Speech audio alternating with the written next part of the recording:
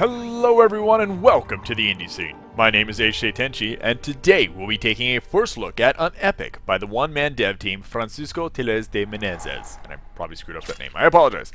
UnEpic is a mashup of classic tabletop RPGs and my favorite genre, Metroid-vania. You scour a gigantic castle full of enemies, traps, and loot while managing inventory and character levels. Like the games that inspired it, don't expect UnEpic to take it easy on you as you progress in your journey and push the difficulty up to hard++. UnEpic has been fully released for the PC only, but has an estimated 20 hours of single-player gameplay and a multiplayer mode that is fully functioning, but may go through some difficulty tweaks to not scare away the timid. Also, they're going to be adding in a full castle editor for multiplayer, so you can trade maps with different people and play cooperative or against each other in kind of a capture the flag type of fashion or deathmatch. A lot of cool modes. I'm really enjoying this game so far, and actually been streaming it a little bit on the hardest difficulty, which I will once again play for this. So let's do indie scene. And we have our 4 difficulties. Easy will start out with the game will save automatically on easy and medium. On hard and hard plus, you'll actually need to go and find certain save points. If you die, you lose all your data until you save last. Don't worry. There's actually a teleport item that'll teleport you back, so it's not that bad. On easy, it'll regen your health a little bit, and also monsters will do a little bit less damage. Medium, the game just saves automatically. Hard and hard plus plus add a little bit of added difficulty by, once again, games saving manually, but the monsters can see you from further away, so if you're on the same level as them in a castle area, they'll be able to aggro onto you earlier and see you and attack you. But hard will add an extra skill point every time you level, which is very nice, and hard plus plus will add 2. Hard plus plus also will not give you iframes when you're hit, so you'll no longer be invulnerable for a couple seconds while you're hit. But that's okay, we'll handle it, I'm sure. But we're going to jump right in. We have the DM right here on our left giving us a campaign of possible D&D or some other tabletop RPG. We are the gentleman in yellow, and he's going to mention that 2 skeletons with rusty axes block our way and come after us. So we're going to use our Zelda skills and shoot an elven bow at them. They immediately tell us, well, that doesn't work on a skeleton, of course. So our gentleman on our right with the skull shirt is going to be coming up with this cleric. He's going to smite him, get them both, run up for the loot, but he's going to step on a spike trap and take some damage. Well, we have to pee now. So we're going to go ahead and go to the bathroom. Yes, bear with me. And, well, it's dark. Okay, and now the toilet seems to be missing. We were just peeing in it. What's going on? Now the door's gone and the walls. What is going on? So we're going to jump right into the game. As you can see, it's kind of like a tabletop RPG page right here of your character sheet is the proper word. And we're going to open up our inventory. I'm going to be using the keyboard and mouse. You can actually use the controller for this, but actually for once I think I'm going to use this because of all the shortcuts needed in the game. We'll equip it and find out, well, if this is a bathroom, it's a very funky looking bathroom. I'm going to move with my arrow keys. Stone walls, columns, darkness. Where the hell am I? Oh, of course. They must have put something in my beer and I'm hallucinating this. Okay, that could be an explanation, right? Wait, that's a skeleton? Am I imagining things? Maybe it's just Ricky's grandma taking a nap. I can see her as a skeleton, or maybe it's Chester Copperpot. Does he have a key? Can't hurt to check. And what did we just learn? There were spikes in our adventure. Huh, interesting. There's interesting correlations there, right? Oh, okay, so he's just imagining himself, right? He's hallucinating. We're in the RPG, we think. It's got to be it, right? It's got to be. Well, I won't spoil anything now, but how about we just continue on and meet, well, one of the game's biggest antagonists, and, well, a lot of fun and a lot of the comedy relief, although it's not his fault, Mr. Shadow! What's up, buddy? Looks like we have a guest, and he is unarmed. No, I was just leaving. It's okay. Oh, of course not. Let me offer you my hospitality. Hey, I don't want to be a bother, okay, right? It's, fear not. It'll be no trouble to possess your soul and make you an eternal inhabitant of this castle. What? No! And where'd he go? Wait, this is not possible. There is no faith in this soul? I cannot control this body. Wait. So we're possessed, but he can't control us. So now he's in, as he calls it, a prison of flesh. So he boned himself. He's totally inside of us and can't do anything. So, alright. Well, yeah, screw you. Oh, I just have to wait patiently for your death. Then I will be free again. In this place, it won't last long. Oh, okay. Well, we're just hallucinating this, so we should be fine, right? Okay, so now we have a shadow monster inside of us trying to possess us. And, well, eventually going to try and kill us. He can't physically do anything, but he'll always be in the back of his mind trying to do terrible things to us. Hey, a sword, finally! I must have belonged to this corpse. It must have belonged to this corpse. Hey, Dark Smoke Guy, you're lucky, you know. If I had this sword before, I could have split you in 2 pieces. I cannot read today. I apologize. Do not make me laugh, mortal. If thou wert so stupid, thou would know that I have no body and no weapon can harm me. But in video games, I killed hundreds of ghosts with a sword. A world where shadows and spirits can be hurt by ordinary weapons? Not only are you stupid, but also a liar. Well, shut up. I'm taking the sword anyway. And taking the sword we shall. So it's going to get into our first weapon, which is going to be our sword. And I always right-click it for some stupid reason. We're going to equip it. And we can even add it to a quick menu, which will assign a shortcut to, let's go 2. We'll show how much damage we're going to do with it, the condition of the sword right now, and what our level, our character level is according to it. So each level, like we have level 1 in swords, which has a 6% crit, no additional speed or damage. Those will actually increase as you level them up. And it'll affect it here. It'll show you a little bit on it. So these are all the different types of weapons. These are the different other types of stats that you can raise up. There are different statistics that are kept right here. We're only through 1% of the castle, if that. And some other challenges which you will gain throughout the game, which is a lot of fun. And always, you know, why not add a little extra? Whoa! Look at this! We're rich! Alright, gold is what? Let's see, nearly 2 grand an ounce. So with just one of these coins, I could buy a PlayStation 3. Gee, wait, I'm an idiot. This is a hallucination, right? It's like when you dream when you win a lottery and you wake up with nothing. Those are terrible dreams. And, of course, our good buddy here, take some coins. You could buy powerful artifacts and deadly weapons. Yeah, wait a minute. Wait. You're waiting for my death to be free, aren't you? Why would you give me advice? Stop asking foolish questions.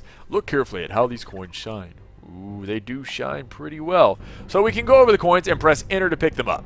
Well, I was foolish enough and greedy enough the first time to take them. Pro tip, don't take them. They'll kill you. Fool me once, shame on me. Fool me twice. Well, shame on me again. So I should not be fooled. I am Tenchi. And we have a sword and a lighter that has unlimited fuel in it, which is pretty awesome. Alright, so we're going to continue on. And hey! Hey, a snake. Man, that guy's as tall as I am. So we can press spacebar to attack. Snake, snake, snake! Ooh, it's a snake. And now we have loot, because we've killed a snake. We should get loot, right? Oh, a mace. How about a mace? The mace is going to be one of the other types. I right-clicked again. One of the other types of weapons that we'll have. Once again, as you saw earlier on, there's going to be pole arms, there's going to be daggers, bows and arrows, all kinds of stuff, including wands as well. But the nice thing is that I've mentioned earlier that it is like classic tabletop RPGs, is that there are going to have some old school things. So actually using a sword, a bladed weapon on this, isn't exactly the best. Whereas if we use a blunt object, there we go. So different weapons have different effectiveness on different enemies and also things like barrels. Okay, loot chest, more coins. These coins are actually going to be used for currency in the game. There is a shop, and that's something I really like. On any type of game that has a lot of loot, you should really go ahead and have a shop in it. I really, really think that. And I'm glad that they've gone ahead and did that. Once again, this is just one person that created this game. There were some people that helped collaborate, but I mean, this is a one-man team right here. It's awesome. Ooh, nice. And a short bow, our first ranged weapon. Something I don't use a whole lot in my playthroughs, but nonetheless, I actually think it's a very, very useful, especially when you go fight some of the bosses later on. Oh, hey, an oil lamp or something like that. I better light it too. Hope that Belmont doesn't show up and start putting them out with his whip. Nice. A lot of good references. A lot of World of Warcraft references. There's going to be some Lord of the Ring references. Really cool stuff. Hey, Smokey Dude, what's your name? I have no name. How's that work? The Lord of this castle has no name. You are mistaken. I am not the Lord of this castle. I am a shadow of my task is to protect this place. I can't read tonight. But nonetheless, we're going to find out that, well, he's just a minion. And we're going to give him a name. Because, well, you know, it's the figment of our imagination. Why not, right? So we're going to give him the name Zera. That's one of my favorite characters that I used to have. Do not dare call me that. As you wish, Zera. Anyways, I've introduced myself. And I'm known as Strider, but my real name is Aragorn, son of Arathorn, and I am the rightful heir to the kingdom of Gondor. I'm trapped by a fool. Are you calling me foolish? Who's more foolish, the fool or the fool who follows them? Yes, pretty much. So a lot of references in this game that actually make it for a lot of fun. Because, you know, if you take yourself too seriously, it's just, you know, it's not as fun that way. So I'm going to go ahead and loot. And it's going to tell us more about using shortcuts, which is something I'm going to do. I'm going to put this right here. Boop. You can also drag and drop instead of hitting the add shortcut key. Now this is something I've still yet to figure out. Every time you light all the things that you can light in an area in a room, it gives you that sound and particle effect. So it's something good, I would assume. Maybe it's just a completionist thing, but it does something. Another nice thing that you can see here is I can actually look down. Not only does it give me an animation, but it will actually let me look down. So when I start jumping into stuff willy-nilly, at least I have an idea of what I could have done beforehand to prevent myself from taking as much damage. Alright, you know what? There he is. There we go. There's a trap in myself. We're going to do some good work here. Going to work on you. There we go. Blue magic essence. That's going to be useful for later on. There is crafting in this game. Mostly just potions from what I can tell. But it's going to be very useful for crafting not only health potions, but also potions that'll help you with like trap finding or protections, regenerations, a lot of good stuff. This game is very old school tabletop in the fact that you can pretty much get anything you've seen in a D&D game. You can probably pick up something very similar to it in this game, which is really cool. Being a big tabletop D&D nerd, I appreciate it at least. Okay, let's go ahead and make sure we light everything up. Switch over to our blunt object weapon. See how less damage the slime's taking there, the little sluggy? Whereas the slashing weapon does a lot more. And vice versa with the floating orb. Okay, stay away from the traps. Now, there is a potion of detect trap, which actually is pretty nice. It points it out big time. But a lot of times you can see right there, especially if you're on 1080, there's a small pressure plate. So, oops, I went to go scratch my nose and I got owned. That's what I get. No scratching your nose during the preview. Alright. This is going to lead us into a new area, which we can't get to yet. We actually have to get a key. But we'll come back to that. Oh, shoot, I forgot a... For completionist's sake. Even though I'm just doing this for the preview. And I'll be using my other file for the stream. So once again, if you'd like to see this on stream, and also want to play this multiplayer with some of the other Twitch streamers, feel free to check it out. I'm going to be doing that pretty soon. I've been having a lot of fun with the game. I've only died a couple times. Alright. By the gods of Kobold, what is this thing? And we find out that it's a magical prison that houses pure spirits. Pure spirits can't be on this plane. They can't exist. So he's actually going to help out the Dark Lord, but he lives there to be protected. So he says, okay, well, how about we just go ask him about some stuff? And he's like, he's not going to talk to you. You're an insignificant slug. Oh, okay. So how about Intaro Adun? Who is it? Can't you tell? I possess this body to carry out an important mission for my great Lord Harnikin. So we're pretending to be this spirit. He doesn't really like that. And we end up telling us, oh, by the way, our new name is Zera, which the great Lord has given to us. So he's going to call us Zera now too. So, you know, a little insult to injury. I like the game's banter back and forth. But pretty much what we found out here is that we can now be fully healed and get rid of all of our ailments, along with that we are, that's our save point. And on the hard and hard plus plus, you're going to need those. This I'm opening up mostly just to show you that it is there and to prompt me to remember that that's my fast travel location. Although I have no other place to fast travel to now, there's roughly about 14 or 15 fast travel locations. This game is large. There's been a claim that there's... Oh, I can't believe the bat didn't hit me that time. Nope, there you go. Yep. I spoke too soon.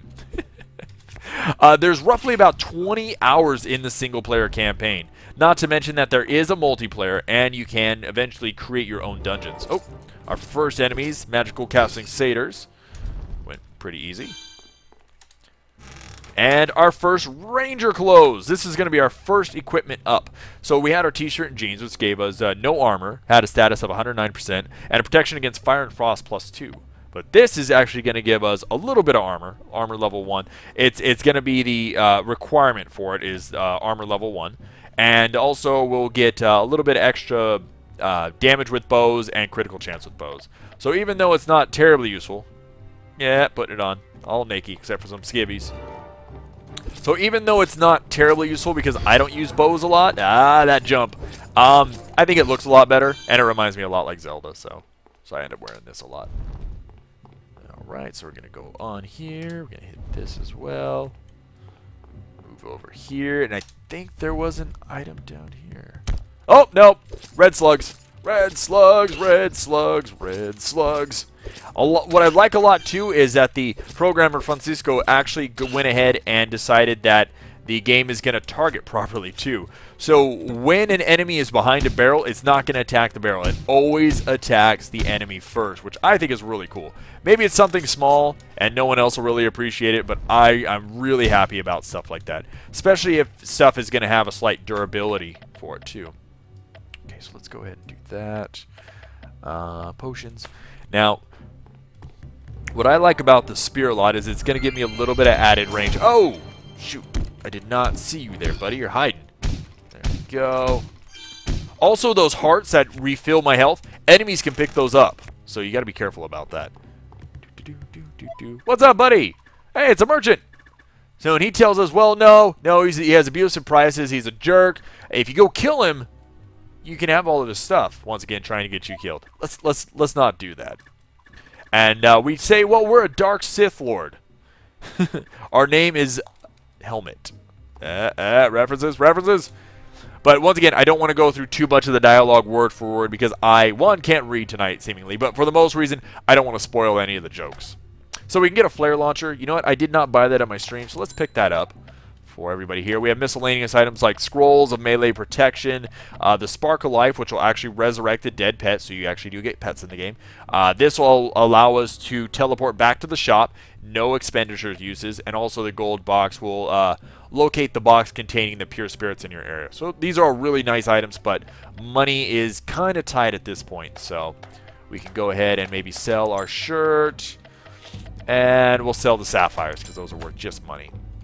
And how about we equip our flare launcher on 6. The reason I'm doing 6 is because I can go ahead and do that and just click it instead of hitting 6, and you'll see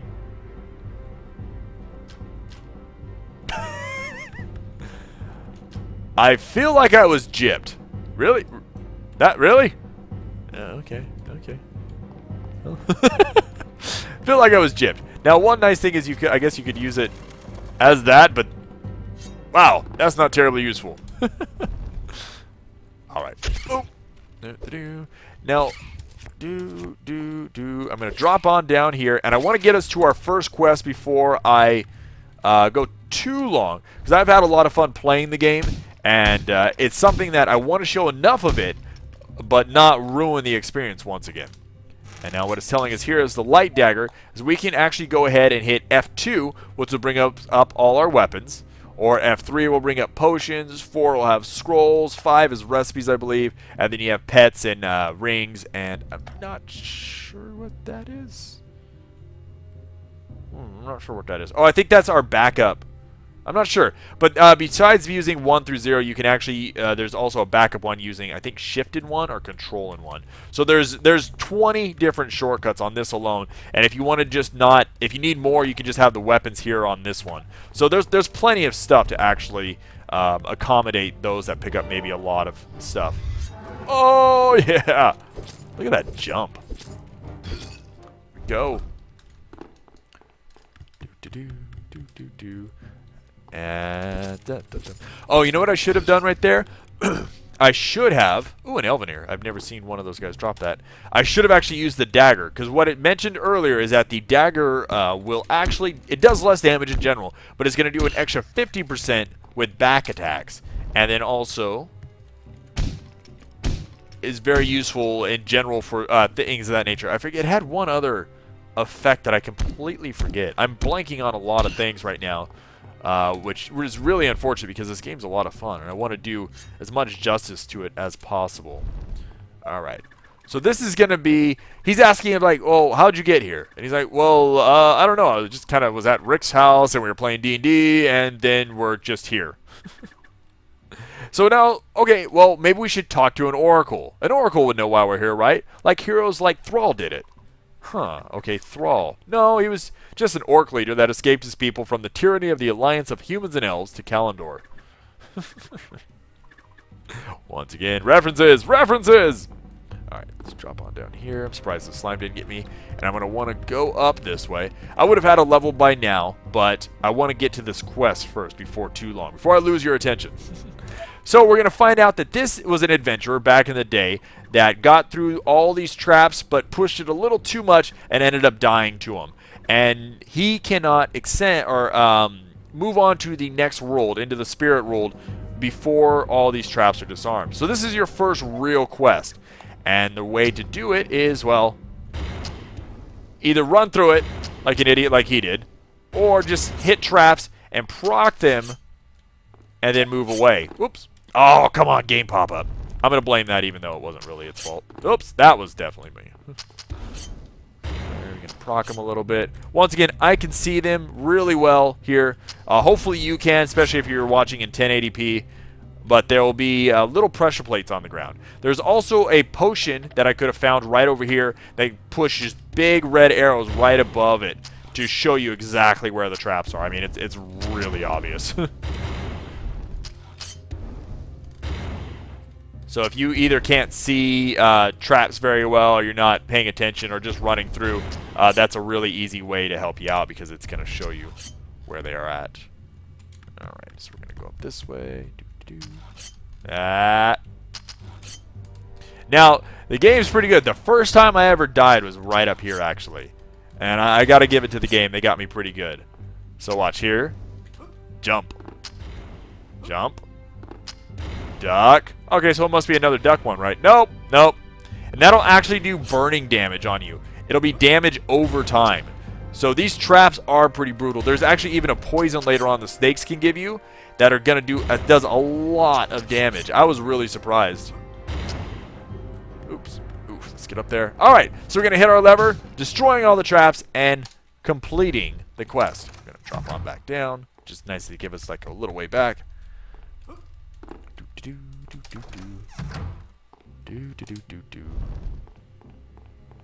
Nope, wrong way. Oh, might as well. There we go. Alright, buddy, we did it. It's good. Wait, you did it. I'm eternally grateful. You're dead, Eternal. So he's asking, okay, well, there's got to be an oracle still, right? So where's an oracle? And he mentions that at the top of the mine, there's an old wise creature that might be able to help us out. So he goes on his way, and we get the key to the mine. Woo! Might as well loot. There's our trap of detection. Let's go down here. And I want to get a level before we end it. Oh, no! No, don't die. Don't die. As you can see right here, it takes a little bit to heal, too. You're not going to be able to just run on the fly and attack and use your abilities. You can jump and attack, which is poorly illustrated right there.